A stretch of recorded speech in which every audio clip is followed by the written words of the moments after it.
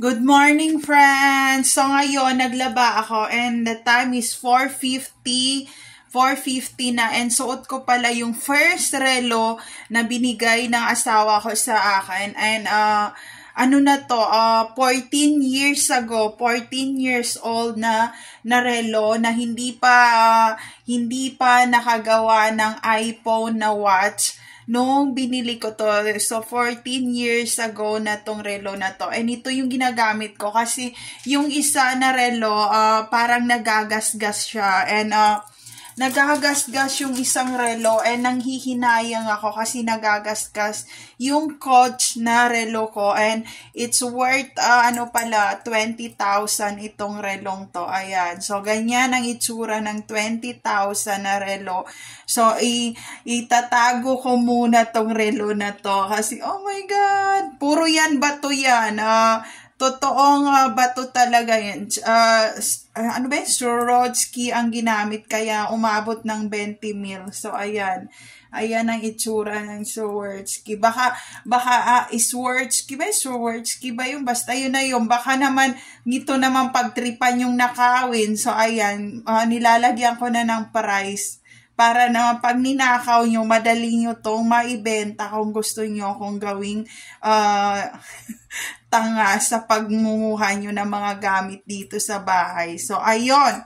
Kasi nawala yung speaker dito, hindi ko alam and pinuntahan pa ako ng barangay dito kasi yung kapitbahay, nagsumbong siya sa barangay and binigyan ako ng parang note or awareness na pupunta ako sa barangay para harapin yung mga allegation between me and the neighbor that we fight for why I enter and knock his door like that. So, he filed a case about me. So, pupunta raw kami doon to clear those allegation and also meron daw kaming parang gagawin na pupunta kami doon and magkakaroon raw ng parang dadalhin raw nila sa korte yung pangyayari, ganyan. So, it's okay. I'm not scared because I did not do anything wrong and kung mangyayari man yun na dadali nila sa barangay o sa law firm ang pangyayari, it's okay. Wala akong problema doon. I'm not scared kasi alam ko marami nang nag-compliant dito sa Tres Terraces, Condo, Lagro, Fairview, Manila, Quezon City that they're always knock their door for someone that they doesn't know it and just randomly knock their door. So, ayun, walang problema. Kung pupunta kami kahit saan, wala akong problema. So, ayun, syempre, ginagawa nila yan ng issue to get the money again. But, no, doon pa lang, common sense pa lang, ang nangyari pa sa Abida Towers na sabi nung nagparenta 6 months raw and kinuhanan niya ako ng 85,000 for 6 months but it's only 2 weeks. Hindi ako umabot ng 6 months doon because lagi rin sila kumakatok sa pintuan ko and pag madaling araw nag-iingay sila sa hallway and nagnanak sila ng door and also lots of random noise din sa Abida Tower. So ayun, yun na marami na nangyari sa akin tapos 'di ba nag-apply pa ako ng driver license and I got failed and rejected to the driver license and I did not get those student permit for driving. So I know what's happening inside and outside on this condo or in the outside world right now. So it's okay. So ayun, naglalaba ako ngayon. I wash the clothes. Ayan. Sinampay ko na yung mga damit because it's so dirty clothes and ayan, hindi pa ako tapos maglaba but I already washed all those clothes, ayan. And also, meron pa akong sinasalang dito sa washing machine. Nakasalang pa si washing machine, ayan, nakasalang pa siya. And ayun, did I recover for that pearl na nawala? It's okay. Nawala na siya. Before, sa ibang bansa, nawalan din kami mag-asawa ng more than 100,000 na jewelry. And umiyak lang ako ng isang araw, and sinabi ng asawa ko sa akin na it's okay be, it's okay na mawala yung jewelry. At least we still together and we are fight for what happening or what the task or any kumbaga mahirap na sitwasyon sa ating dalawa. Lagi pa rin akong I always pray, sabi ng asawa ko, I always pray for what he done to me. Even dare not treat me well from the start since I was elementary and high school and college also. The same what you done in Mindanao, in Cotabato City. Yun ang sinabi ng asawa ko.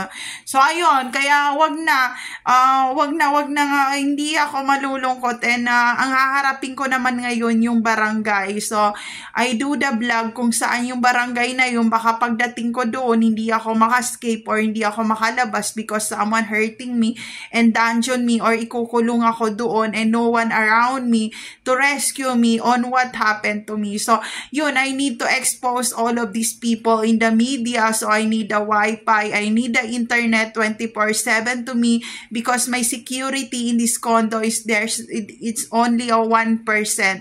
There's no 100% secure security system in this condo here in Tres Terraces Condo, Lagro, Fairview, Manila, Quezon City. So, ayun, so pumunta ako sa Fatima University dito sa Lagro and they give me the application for transferring from Mindanao to Manila, here in Manila for my college degree. And all of those assessment or inquiries or requirements, I already have those requirements. So, meron na ako lahat noon. So, pag nabuksan ng airport from Cotabato, straight to Cotabato, magpa-flight ako by October sa Mindanao to get my Form 137 in elementary and Form 137 in high school. And also my diploma in elementary and also my diploma in high school. And dapat dala ko lahat yung kasi titingnan nila yung kung saan ako nagsimula, ganyan. So, ayun ang gagawin ko. Lahat ng mga kailangan na requirements. So, siguro matatagalan ako sa Cotabato City sa paghahanap ng mga kailangan, ganyan. So, kailangan ko lang maghanap siguro hindi ako mag-hotel, siguro mga 1 month na marentahan ko doon na mga apartment, ganyan. And marami na mga apartment doon na marentahan for 1 month, ganyan. So, kailangan ko lang ng secure na facilities and maraming mga for rent doon na mga apartment nung itong huling punta ko na. So, dahil hindi naman ako umabot ng 1 month, only 2 weeks lang. Kaya sabi ko, it's okay na 2 weeks, 15 days sa hotel, ganyan. But we will see what's happen next by October. So, ayun, October, pupunta ako, kukunin ko yung mga lahat ng requirements.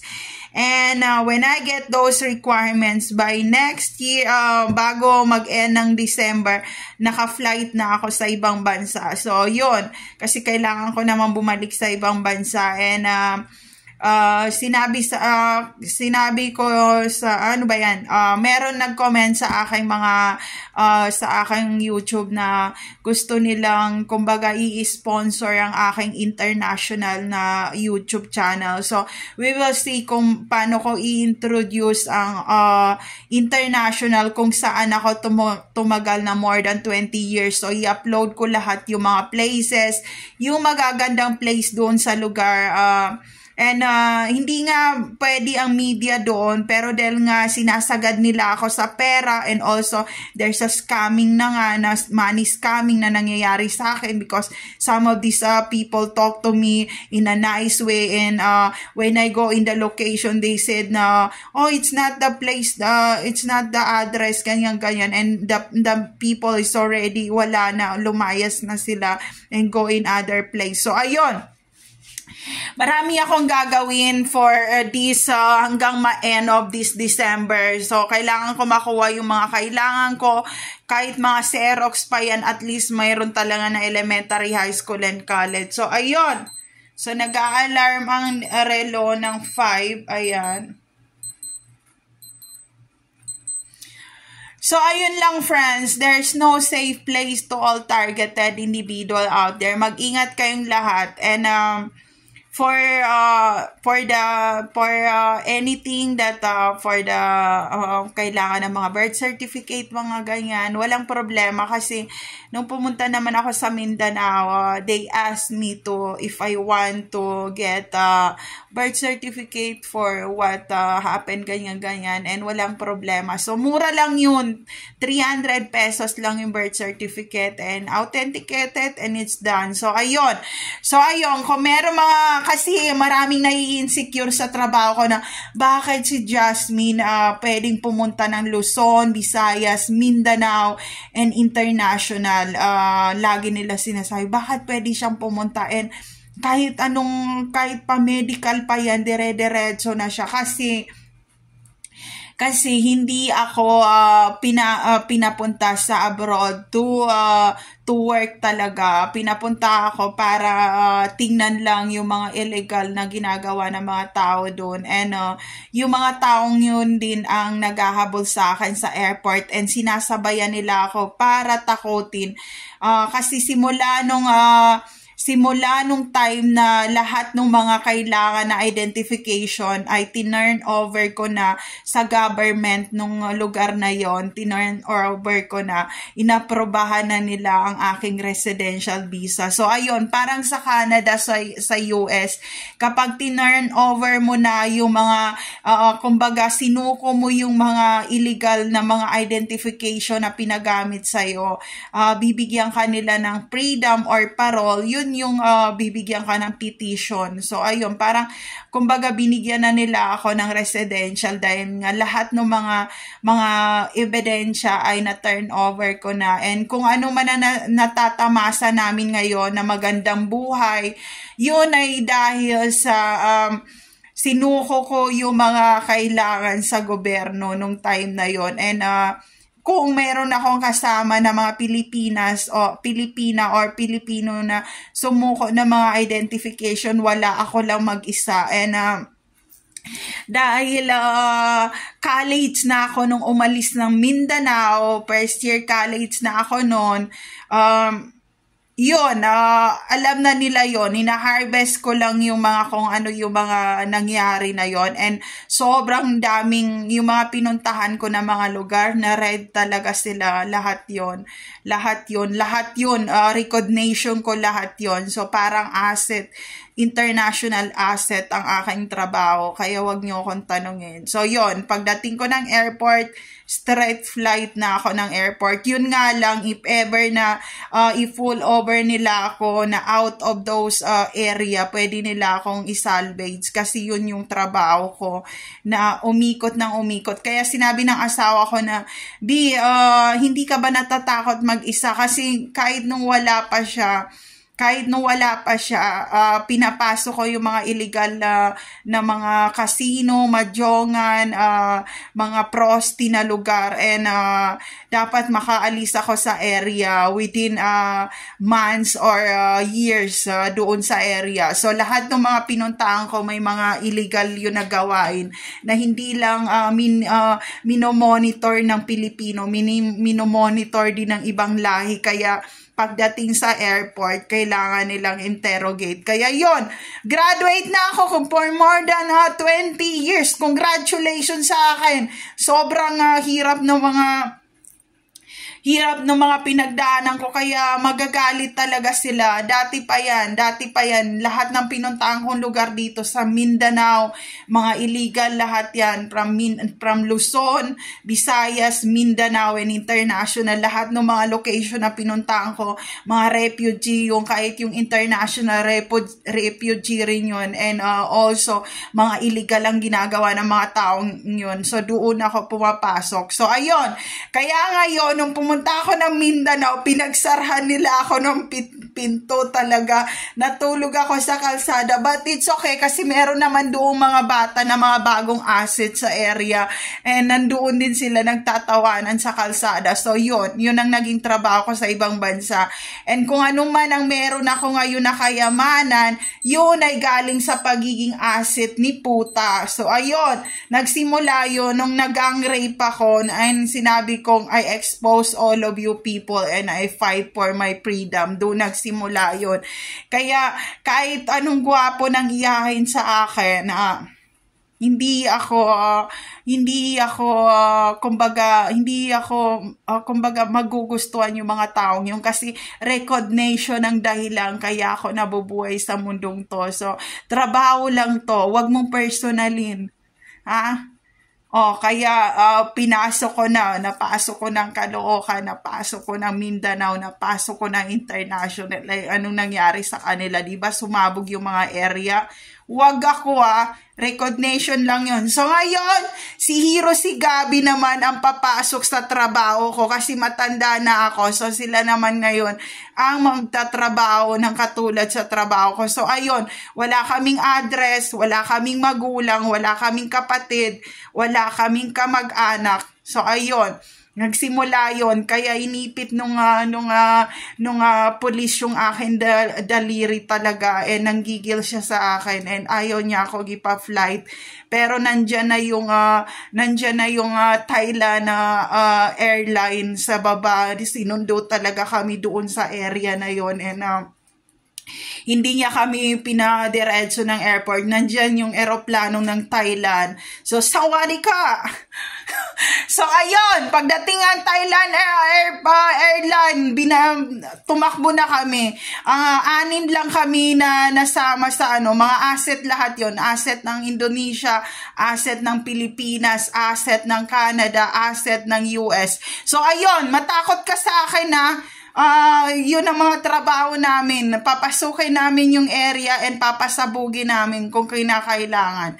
Pero hindi kami sasama sa mga kolorom kasi nga government sealed ang aming gamit. Hindi sealed na galing sa recto. Kaya yun, kukunin ko mga kailangan ko ng elementary, high school, and college. So ayun, kasi tinanong ako ng general, ano ang gusto ko pagkatapos ko bilhan ng ticket. Nung teenager pa ako, sabi ko, gusto ko pumasok sa investigator department. So, sabi niya, ito yung mga area na papasukin nyo and with the recognition. So, ayun. Kaya nung nakita ko lahat sila nandun din sa airport, lahat nag-iisnaban kasi nag-iisip naman sila kung anong lugar ang kanilang papasukin. So, ayun. Pag pinasok nila yon, pag sinalvage sila, alam na nila. Pero, malabo akong masalvage kasi pag once na mga 5 to 10 minutes from the location, nandiyan na ang police mobile talaga. So, ayun, di ba? Kaya maganda si Ateng, di ba?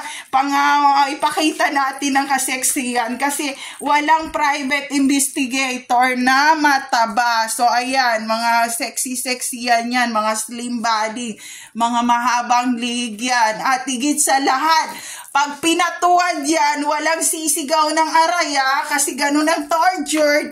So, ayun, kaya nung nalaman naman nila ako na international asset na mga teenager, pinanggigilan naman ako ng police and hindi ako nagsasalita and inipit yung daliri ko and hindi ako nagsasalita pero naluluha-luha lang ako and kinumot-kumot niya talaga yung daddy ko and then sabi niya sa akin, tuwad, pinaganon niya ako and then hindi ako nagsasalita and tinawag siya nung isang pulis na please baba na sa bus ganyan and then talagang kumbaga niwalang hiya niya talaga ako, kinumot niya talaga yung daddy ko pati yung puwit ko talaga and sabi niya mga mga asset to, hindi to mga OFW talaga. So ayun, magmayabang ka ngayon hayop ka. So ayun nga, there's no safe place to all targeted individual out there. Take care always, everyone.